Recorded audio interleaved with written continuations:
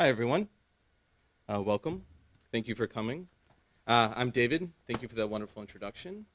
I'm a Presidential Scholars Society and Neuroscience. I'm in the departments of Philosophy, Neuroscience, and Economics, and I work with Daniel Salzman here at the ZMBBI. And today I will be discussing reasoning, navigating, and foraging. Now, a central question that drives my work is how do animals reason? And today I'll discuss conceptual connections between foraging and reasoning, as well as presenting some preliminary data, behavioral data. The motivation for my research project is to understand how animals do and should reason. A basic set of capacities for all mobile organisms is their ability to forage while navigating their environments. It turns out that considering reasoning as a certain kind of foraging points to deeper insights about reasoning. Reasoning and foraging both involve learning how to get around in complex environments. And recently, primate experimental work is beginning to provide some understanding of how animals learn to navigate complex environments. I will present a foraging task in the second half of my talk today that I hope will begin to shed some light on how animals use visuospatial reasoning in particular to learn to navigate environments with potentially much complexity, and I'll discuss a little bit more of what I mean by that. And I'll also present some preliminary analysis of non-human primate choice behavior on the task. But first, what is foraging? Foraging decisions are made while animals search for food, or minerals, or water, or social encounters, or other types of resources. And in this search, animals repeatedly make decisions, so they're iterated, and about whether or not to accept an item of food, so they're accept or reject choices, or an item of the relevant resource. And if they reject it, they can always come back to it later, so they're non-exclusive. Now, as I mentioned, all mobile organisms face foraging challenges, from the squirrel looking for nuts to humans hunting berries. More surprisingly, humans also forage for internal or abstract resources like items in memory or information on the internet. In the plot here on the left, you'll see on the y-axis the ratio of inter-item response times to the mean response time for naming items in a category, for example, recalling as many animals as you can. On the x-axis, you'll see the order of entry relative to a patch switch, in other words, to when subjects switch between different subcategories of animals, such as switching between mammals and insects. And what you see is that when the inter-item response time relative to the mean inter-item response time rises higher than that mean, the subjects tend to switch. The plot on the right reflects information foraging on the internet, actually. If you type a search term into Google, you'll get a page of results, and each result is like a patch in the environment. On the y-axis is the mean information content on a page, and on the x-axis is the click number before leaving that page. Consistent with foraging principles, and in particular something known as the marginal value theorem, which says that when you are foraging a depleting resource, such as trying to find a piece of information on a particular web page, you should leave when the instantaneous intake rate for that resource drops below the average for the environment.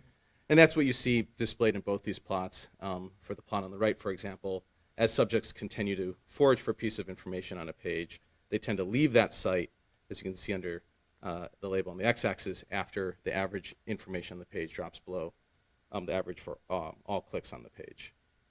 Now, reasoning and foraging share multiple properties. There's three fundamental questions which appear when foraging in a patchy environment, where resources are distributed in discrete clumps, such as berries, berry patches, or web pages. First, where should I start foraging?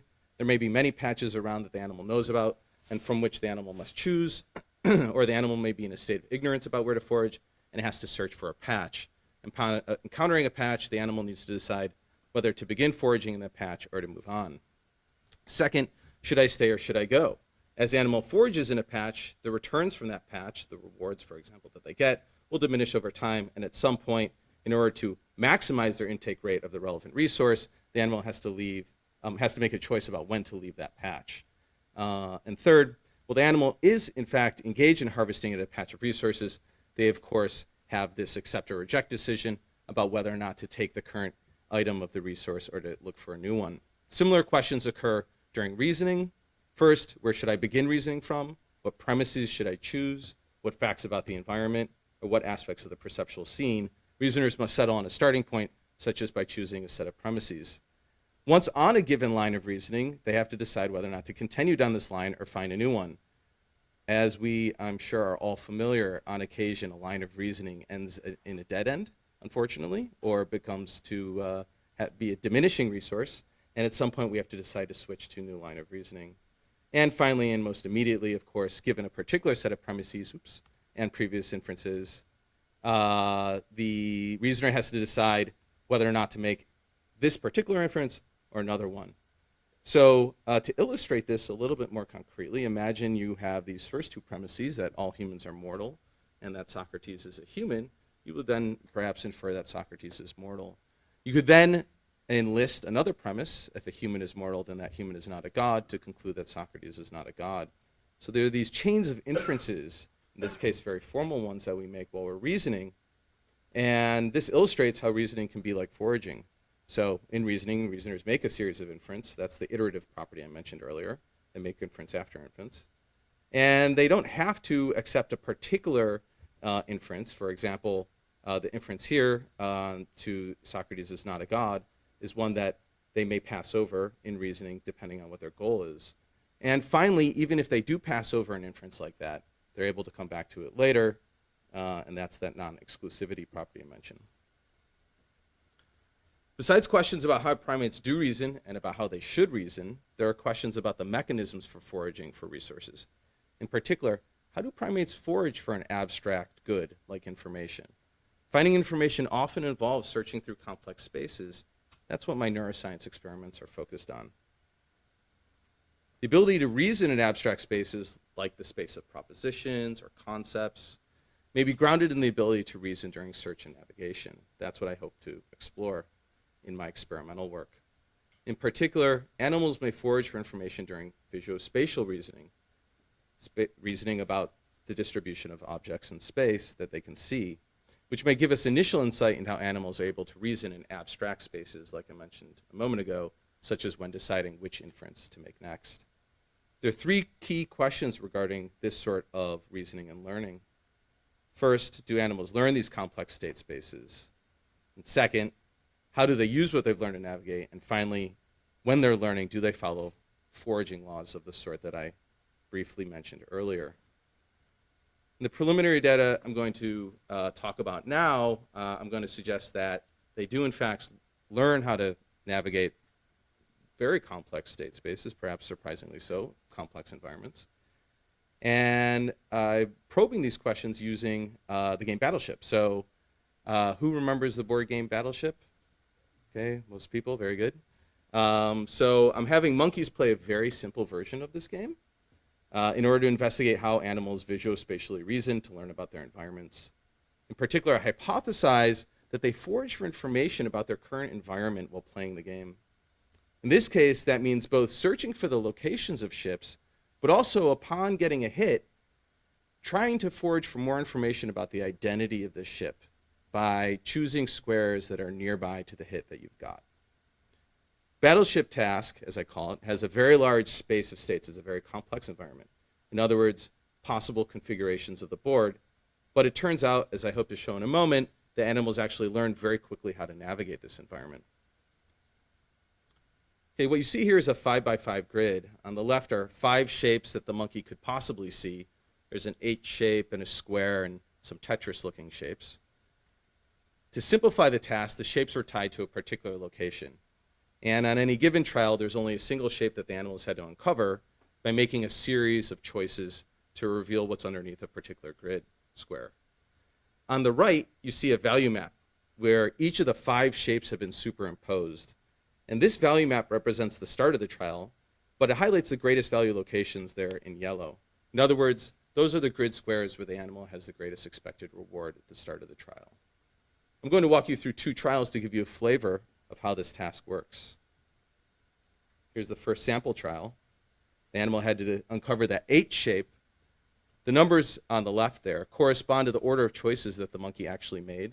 So first I don't have a pointer, do I? Is there one? There we go.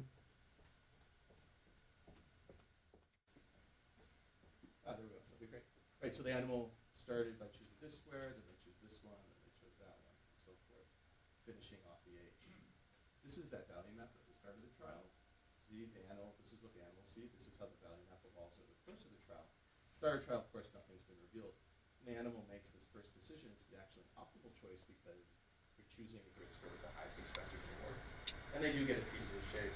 After uncovering this piece of shape, the value map evolves. There's actually two possible shapes remaining.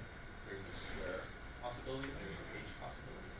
They next choose optimally again and determine that, in fact, it is not the square. In this case, it's the H.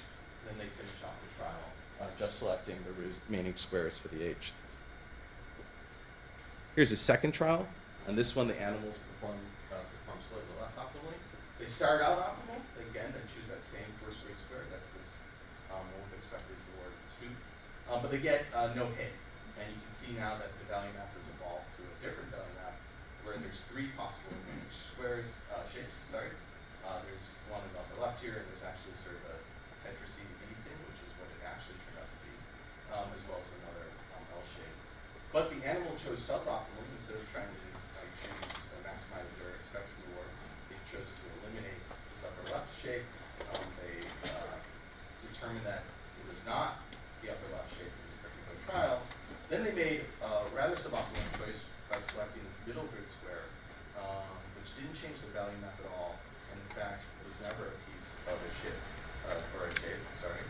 but then through the rest of the trial, they were optimal foragers.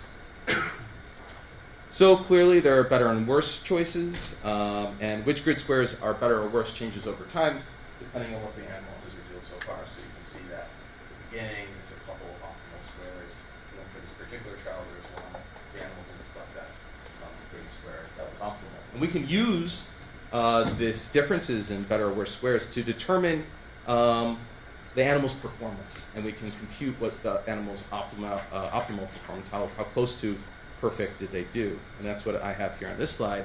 On the x-axis here is the trial number for all trials for that 5-shape set that I showed earlier. The animal did about 7 runs, about a week's worth of behavioral data, varying number of trials per day. Over 1,000 trials, this is all the shapes combined. And what you see on the y-axis is the proportion of optimal choices within a particular trial, just adding up the total number of choices that the animal took and seeing how many of those are optimal. The animal starts at about 50%, but by the end of learning, they rise to about 80%. So it looks like the animals really are learning or solving the task. But the question then arises, what is the animal learning? And in particular, there are 2 different ways that the animal could be learning and improving their performance on the task. They could be reasoning using motor sequences, just learning a pattern of looks, or they could be using reasoning and learning to determine shapes, the possible set of shapes. In order to differentiate these 2 possibilities, what we can do is we can look at the distribution of patterns of looks in order to finish revealing a shape. And that's what you see here on the x-axis for all 5 shapes. It's a little jumbled, but on the x-axis is a pattern number. It's the sort of the specific pattern of looks that the animal used to uncover the shape. And on the y-axis is the count, the frequency that the animal used that pattern. And you can see for some shapes, like the red one here in this plot, that the animal really does seem to be using a particular pattern of movements in order to uncover the shape, whereas perhaps for something like the green, which actually corresponds to that H, it looks like it's relatively flat with many small peaks, so perhaps there is some residual variability. So to really get at the question of whether or not they're using a shape-based decision process or a movement pattern decision process, what we want to do is look at how these patterns are systematically related to the learning of the task. Here's that H shape, and it's the same plot as before, but now we're just focusing on this one shape. And what you can see is that the distribution here has several peaks. Now the question is, these are the different peaks, so here you have pattern identity, and this is the frequency of each pattern. The question is, can we use this data in order to investigate this question of what the animals are learning, movement sequences or shapes? In order to use this data, what we want to do is we want to see how the animals are deciding to uncover the shape before learning versus after learning. If they're really settling on movement sequences as a strategy, then you should see one particular pattern of movements dominating after learning, whereas before things might be relatively jumbled. If they're using shape, it might be the case that you see multiple patterns that the animals are using in order to uncover the shape. So in order to answer this question, what we do is we construct these learning curves. And here on the x-axis is the trial number. This animal experienced that H shape about 210 times over the course of the week. On the y-axis is the number of choices for each trial. And here you just see each trial plotted up to the 210 trials. And I'd like to point out that there is sort of learning here very rapidly at the beginning, where it looks like the mean is dropping right around to about trial 50, and then things sort of, despite some residual variability, things sort of plateau. So the question is, when exactly does this sort of change occur, which corresponds to animal learning, how to sort of uncover that H shape? Is it sort of earlier or is it later? The question is, how can we determine when the animal is in fact learning? In order to answer that question, what I do is I add up in a cumulative sum all of these number of choices that the animal took to uncover that particular shape across all the trials. And before learning, that cumulative sum should be rising very quickly because it's taken a lot of choices per trial to learn the shape. But after learning, that accumulation, the rate at which that accumulation occurs, should be lower because the animal is more efficient.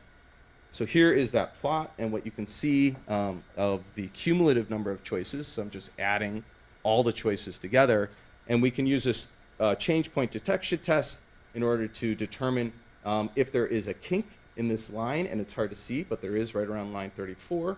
Here it's easier to see where I've drawn it on the plot, and in fact, this is a statistically significant change in the rate of accumulation of the total number of choices. So what we can do then is we can take that breakdown. So here I can show it again. The animal seems to be learning right around then. And what we can do is we can take the set of patterns before the animal has learned, as determined by the change point detection test, and we can compare it to the set of patterns after the animal has learned to see if there really is a big peak in what the animal has learned, and that would suggest that they're actually learning a movement sequence, or are things more multimodal? In other words, are they don't have one particular pattern but multiple patterns, because sometimes they uncover the shape one way and sometimes they uncover it another way. And that's what you see here in these plots. So again, on the x-axis for both plots are the pattern numbers. On the y-axis is the frequency of that pattern. This is before learning up to trial 34. This is from trial 34 to 210 or so. And what you can see is that before learning, they're using a different pattern on every trial to finish revealing the shape. But after learning, although there is one relatively big peak, frequency of 12, it's multimodal. There's several other peaks showing that the animal still retains some variability in its pattern of choices. They are in fact learning the shape. So, preliminary conclusions. The animals very quickly learn the shapes, and they continue to converge on a pattern of choices perhaps after learning. So if we had let them run more and more, it might be the case that their peak, that one big peak would have grown, but the animals seem to retain some residual variability in the pattern of choices. So the next steps here, I'm planning on doing some recordings in a variety of brain areas. In addition, we're hoping to run future versions of this task, which might disrupt the formation of concrete movement sequences. For example, instead of having the shapes tied to a location, we'll have it more like the Battleship actual game, where the ships or shapes in this case can appear anywhere. Then the monkey, might sustain the monkey's reasoning across many trials. Remember, we want the monkeys to reason and not just to execute a pattern of motor movements. Now, in my time here as a presidential scholar, I've had a lot of opportunities to think about multidisciplinarity, and I just want to sort of conclude with a comment. I think multidisciplinarity comes in many forms, and I think that this program should be a big tent. I define multidisciplinarity as the engagement of more than one discipline in a research project that could be regarding a method, it could be a question, it could be a concept from a particular discipline. But I think there are several species of multidisciplinary. There's sort of disciplinary autocracy, where a scholar or a group with one conceptual framework, one disciplinary background, goes and tells other disciplines how they should ask their questions or how they should analyze their data and so forth. There's also what I call transdisciplinarity or cross-disciplinarity. That's when multiple researchers or multiple research groups are engaged in a conversation, but they are all operating from within their respective conceptual frameworks. And they might try and pull an individual concept or method or question out of the framework, the conceptual framework of another discipline. And that's actually quite problematic because you can't just pull a concept out of its framework. You'll actually change the meaning of the concept, or you'll misconstrue what the question is. And then there's interdisciplinarity, which is harder, but I think on more solid grounds, whereby either one individual has an expertise base in multiple disciplines, which just means that they're able to operate with multiple conceptual frameworks simultaneously, perhaps even competing ones, or the research group has multiple individuals, each with distinct conceptual frameworks grounded in their expertise in multiple disciplines, whereby you're able to get together and translate, instead of pulling one concept or method or question out of its conceptual framework, rather you're able to translate, bring to bear all the tools of any individual conceptual framework onto that question.